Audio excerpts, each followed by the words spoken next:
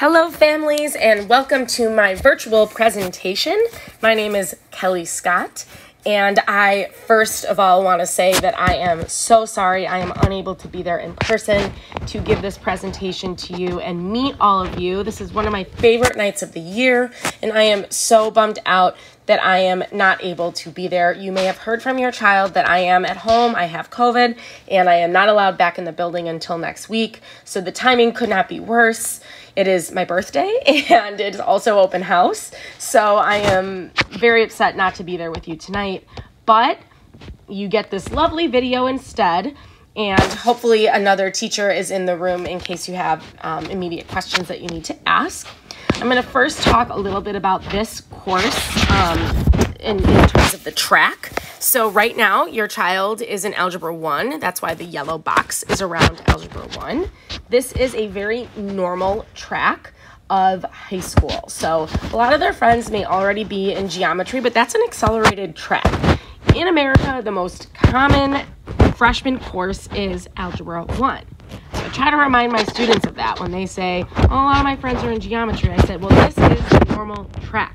So your child will go to geometry next year, and then they will go to Algebra 2, and they will end up in a pre-calculus course. They will be prepared to take a calculus course in college if that is in the plan. So be impressed. I mean, yes, Algebra 1 is the start of high school math, but they're not doing, you know, little kid math. This is hard math. So here's from our lesson today. They learned how to cross multiply and solve for x. So they are really doing a great job of taking notes and trying to learn. So be impressed by your kids and be proud of them. They are doing hard math. And Algebra 1, as I continue to tell them, is so important. This is the foundation of math for the rest of high school. So it's in this class, what they learn, they will use next year and the year after and the year after that. So it's a very important year, and that is why it is important to get them additional support if needed in this course. Before we get into all of that fun stuff, I'm going to quickly give you a little background about myself. My name is Kelly Scott. I am from Park Ridge, Illinois. I went to Maine South High School and graduated there in 2007. I then became an Illini. I went to the University of Illinois in Champaign. I graduated there in 2011. And then I did work for a year in the city teaching, but I got my job at Friend. This is my 11th year teaching at Friend. And a lot has happened in those 11 years. I went back to grad school. I got my master's in math education from DePaul. I also met my husband and got married. He is also a teacher. He teaches over at Hersey, and he teaches English. And then we've had two boys. So I have a 2.5-year-old, Dean. He was born in February 2020, so right before the pandemic. That was a very interesting turn to take during maternity leave. And he's such a pandemic kid, it's not even funny. And then my little Louie, this is my Lou. He is, let's see, 10 months now. He was born in October 2021. So Dean and Louie are just the loves of my life, but I could talk about them forever, but we are not here to talk about my kids. We're here to talk about your babies. They're a little bit bigger now, but they're still your babies. So let's talk about homework. First of all, your child does get homework every night. There are some exceptions to this rule. Test days and maybe group work days, they won't get homework, but every night they have some kind of homework assignment. So if your child tells you that they don't have math homework, I would double check their calendar.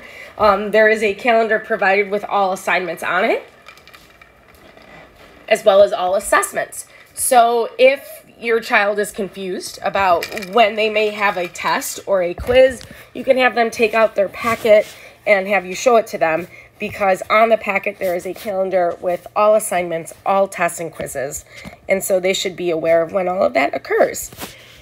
I do collect homework at the end of the unit. I walk around and check on a daily basis. I also have them submit their homework halfway through the unit.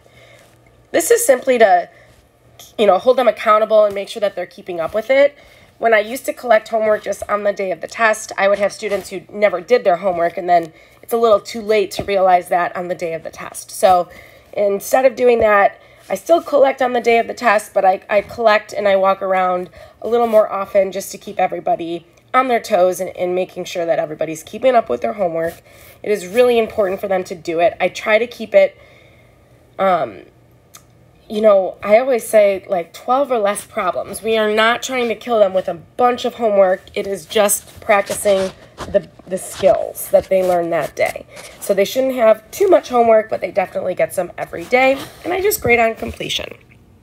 If all homework is submitted by the day of the test, they get full credit. So if I assign a homework assignment on Monday and your child has, you know, a game that night and they just are not in the headspace to do their math homework, they won't be penalized as long as they finish that homework by the day of the test. When in doubt, check Schoology. I put everything there. Answer keys, notes, homework, everything. So if your child misses a day of school, they can go on to Schoology, go into the answer keys folder, into the notes part, and they can see what their notes were for that day. They can also check their answers on homework. So a lot of the time students say, Mrs. Scott, is this right? Is this right? And I say, well, the answer key is posted on Schoology. So if you go on Schoology, you can take a look at the answer key and check to make sure that your answers are right. If your child is struggling in this course, there's a couple things that you can do to get them help.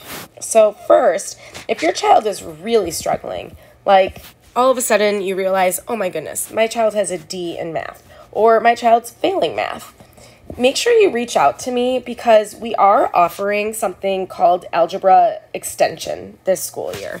We are in the process of detracking students. Every Algebra 1 student is in this course. We used to have a lower level of algebra and we no longer have that. So because of that, we are offering an extra period in place of the study hall period. Students could come to Algebra Extension during 7th or 8th period and they can get additional support for the class. Right now, I already have students in there with me. I'm the teacher for it. And it's great. We make sure that they do their homework. We check their answers. We help them on problems.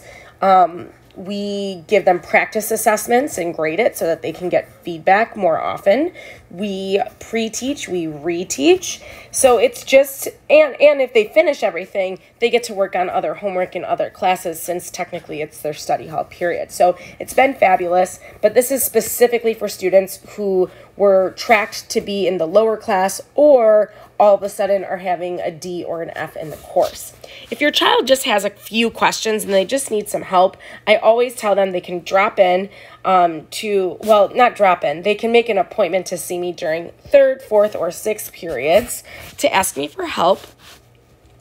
I say no drop-ins because sometimes they have meetings during that time. So if they give me a heads up, then I can let them know if I'm available during that time.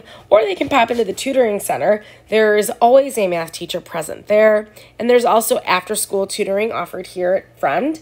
And there's math teachers there too. And that's from 3 to 5 p.m. on Tuesdays, Wednesdays, and Thursdays.